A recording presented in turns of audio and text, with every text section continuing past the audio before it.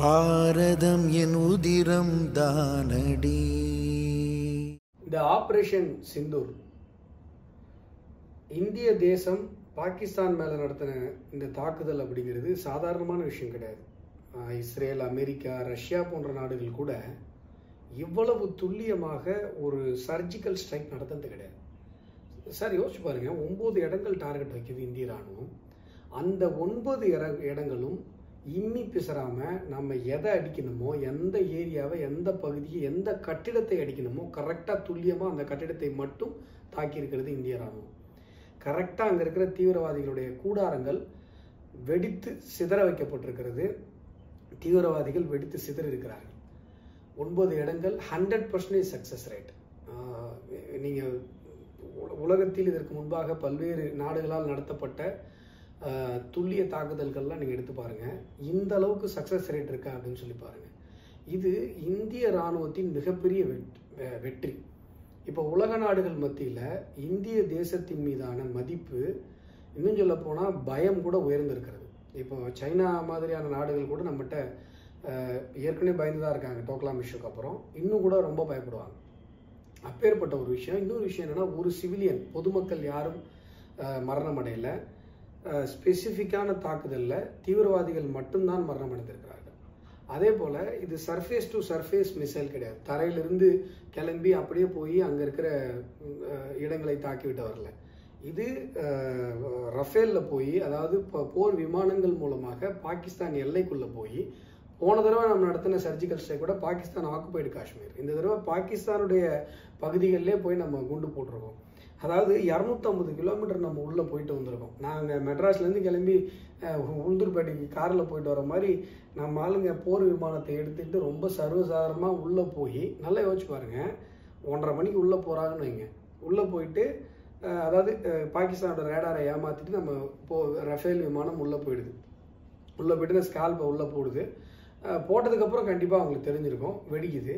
திருப்பி அந்த விமானம் எந்த ரேடார்லையும் எந்த விதமான தாக்குதலிலும் சிக்காமல் திருப்பி நம்முடைய இந்திய எல்லைக்கு வருகிறது அப்படின்னு சொன்னால், இது எவ்வளோ பெரிய ஒரு சாதனை, எவ்வளவு பெரிய ஒரு மைல்கல் இந்திய இராணுவத்தினுடைய வரலாற்றில். இந்திய இராணுவம் எப்பேற்பட்ட புகழ் வார்த்தைகளுக்கெல்லாம் உரித்தானதாக கொண்டாடப்பட வேண்டிய ஒரு நிகழ்வு.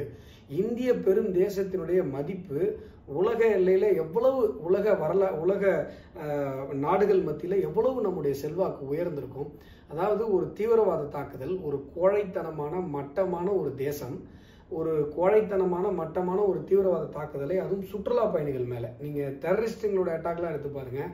இது மாதிரி பகல்காம் மாதிரி டூரிஸ்டுங்களை அட்டாக் பண்ணுறதுன்றது தீவிரவாத செயல்கள்லேயே ரொம்ப கேவலமான தீவிரவாத செயல். அது அந்த நடத்தின ஒரு நாடு மீது இவ்வளவு மனிதாபிமானத்தோடு எந்த பாகிஸ்தான் பொதுமக்களும் சாகாமல் தீவிரவாதிகள் மீது மட்டும் ஒரு தாக்குதலை இந்திய தேசம் நடத்தியிருக்கிறது என்று இன்றைக்கு உலக அரங்கமே வியந்து பார்த்து கொண்டிருக்கிறது. ஆனால் இன்றைக்கு தமிழகத்தில் ரொம்ப ஒரு வருந்தத்தக்க ஒரு நிகழ்வு என்னன்னா, இந்த இந்திய தேசத்தினுடைய இந்த இராணுவத்தினுடைய வெற்றியையோ, இந்திய தேசத்தினுடைய வெற்றியையோ பலரும், அதாவது அந்நிய நாட்டு சித்தாந்தங்கள் சார்ந்த பலரும் பேசாமல் இருந்து கொண்டிருக்கிறார்கள். இப்போ திமுக காரனாக இருக்கலாம், விசிக காரனாக இருக்கலாம், எந்த கட்சியை சார்ந்தவர்களாக வேணா இருக்கலாம். ஆனால் நீங்கள் சாப்பிட்ற சாப்பாடு, நீங்கள் சுவாசிக்கிற காற்று, நீங்கள் குடிக்கிற தண்ணி இந்த தேசம் உங்களுக்கு கொடுத்தது. அதாவது நம்ம அரசியல் சார்ந்து யாராக வேணா இருக்கலாம், ஆனால் சோறு சாப்பிட்ற ஒரு மனிதன் என்பதை நாம் நினைவில் கொள்ள வேண்டும். நம்முடைய தேசம், நீ பிஜேபியை புகழ வேணாம், பிஜேபியுடைய மத்திய அரசை புகழ வேணாம், இந்திய இராணுவத்தை புகழலாம்ல, இந்திய தேசத்தினுடைய செயல்பாட்டை புகழலாம்ல, அதுக்கு கூட மனசு வரல. ஓகே. ரெண்டாவது, தமிழகத்தில் மட்டும்தான் பாகிஸ்தானுக்கு ஆதரவான பதிவுகள் நிறைய பார்க்க முடியுது. இந்திய அளவில் காங்கிரஸ் அந்த வேலையை செஞ்சிட்டு இருக்கு, இப்போ அமைதியாயிடுச்சு. தமிழகத்தில் பலரும் தனிப்பட்ட கருத்துக்கள் நிறைய அறிவுக்கு ஒவ்வாத கருத்துக்கள். இப்போ இந்து பத்திரிகை கூட பாருங்க, அதாவது இந்து பத்திரிகையினால இந்திய தேசம், இந்திய இராணுவம் இவ்வளோ பெரிய சாதனை செஞ்சுட்டு அதை போடுறதுக்கு மனசு வரல.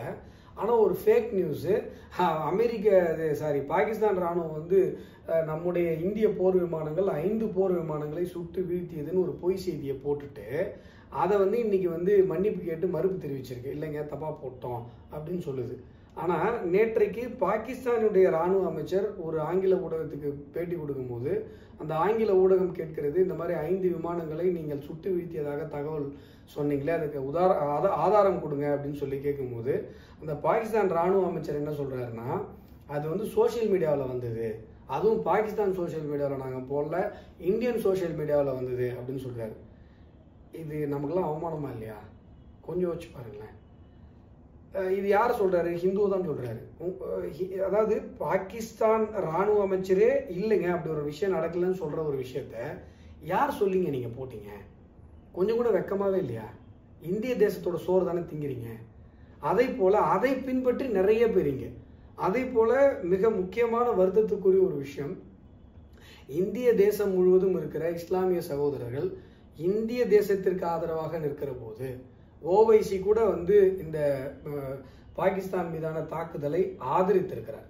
ஆனா இங்க மட்டும் நீங்க என்ன பண்றீங்கன்னா, இஸ்லாமிய சகோதரர்கள் பாகிஸ்தானுக்கு ஆதரவாக இந்தியாவிற்கு எதிராக செயல்பட வேண்டும் என்கிற ஒரு மறைமுக உந்துதலை நீங்கள் தொடர்ந்து ஏற்படுத்தி கொண்டே இருக்கிறீர்கள். இங்க மட்டும்தான் இது மாதிரியான, அதாவது தீவிரவாதிகள் சுற்றுலா பயணிகளை தாக்கும் பொழுது பேசாத பல வாய்கள் இப்ப புறா விடுது. இதெல்லாம் இந்த அசிங்கத்தெல்லாம் தமிழ்நாட்டை தான் பார்த்துட்டு இருக்கோம்.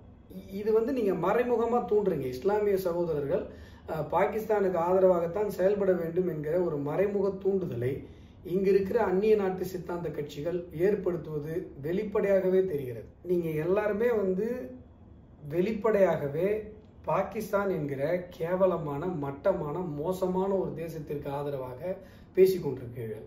அங்க தீவிரவாதியெல்லாம் செத்து போயிருக்கிறான். அந்த தீவிரவாதிக்கு பாகிஸ்தான் நாட்டுடைய கொடியை போத்தி பாகிஸ்தானுடைய இராணுவ அமைச்சர்கள், போலீஸ்காரன் முதற்கொண்டு, உளவுத்துறை அதிகாரிகள் முதற்கொண்டு வந்து இறுதி மரியாதை செலுத்துறாங்க.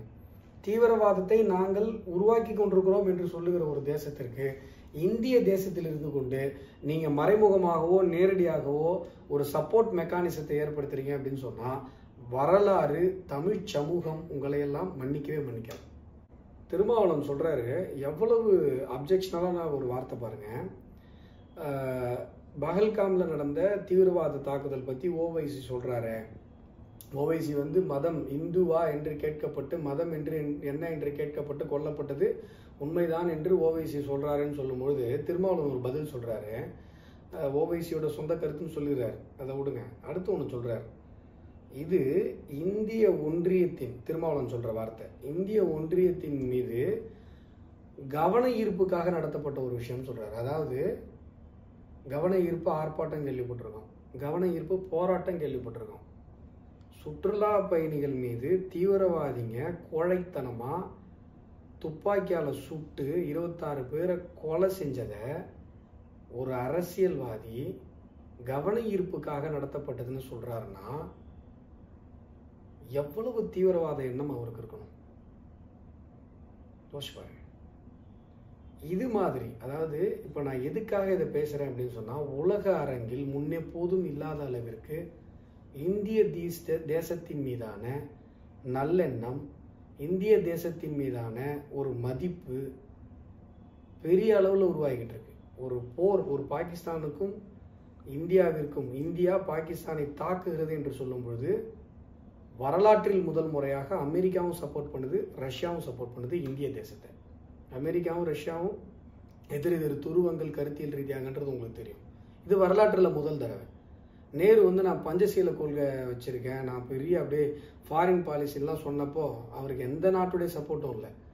ஃபர்ஸ்ட் டைம் இந்த ஹிஸ்ட்ரி இந்தியாவுக்கு இவ்வளோ பெரிய சப்போர்ட் உலக நாடுகள் கருத்தியல் ரீதியாகவும் கன்செப்ஷனாகவும் கொடுத்துட்டு இருக்காங்க. ஒரே ஒரு மிஸ்கன்செப்ஷன் உலகம் முழுவதிலும் பார்த்தா எங்கே கிரியேட் பண்ணப்படுது அப்படின்னு பார்த்தா, ஒன்று பாகிஸ்தானில் கிரியேட் பண்ணப்படுது, அதை விட்டா தமிழ்நாட்டில் இங்கே இருக்கிற அந்நிய நாட்டு சித்தாந்த கட்சிகளால் கிரியேட் பண்ணப்படுது. இது மிகப்பெரிய கேவலம். தமிழ் சமூகத்திற்கு இது ஒரு வரலாற்று அவமானம்.